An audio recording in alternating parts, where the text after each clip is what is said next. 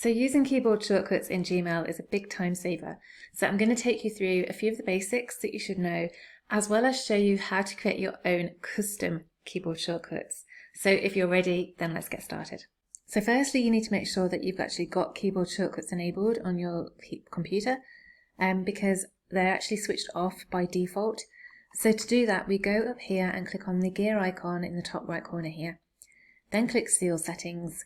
We're in the General tab and you scroll down until you get to the section called Keyboard Shortcuts, which is here. And then just switch that to On, scroll right down to the very bottom and click Save Changes. So now that you've switched keyboard shortcuts on, we're going to start off with a few of the basic ones. So pressing the letter C on your keyboard will open up the Compose window to start a new message. When you're actually in an email, to reply, press R, and that will open up the reply window.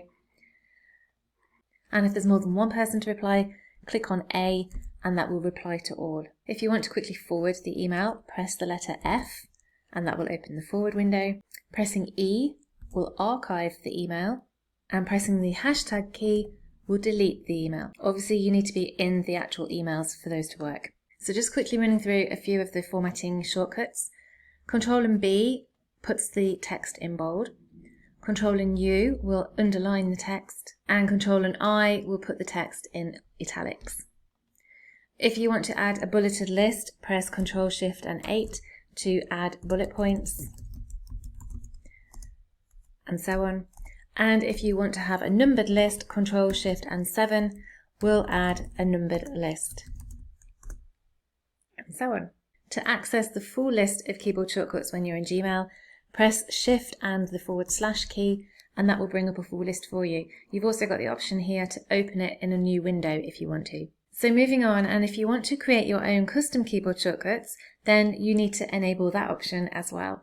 So to do that, we click on the gear icon in the top right corner here, go to Seal Settings again, and across the top here, click on Advanced. And you have an option for custom keyboard shortcuts. Make sure that's enabled, and don't forget to save the changes. Once that's enabled, the Gmail will reload, and you now need to go back into your settings again. So we click on the gear icon again, click back on Seal Settings, and you'll notice now across the top here there is an extra tab for keyboard shortcuts.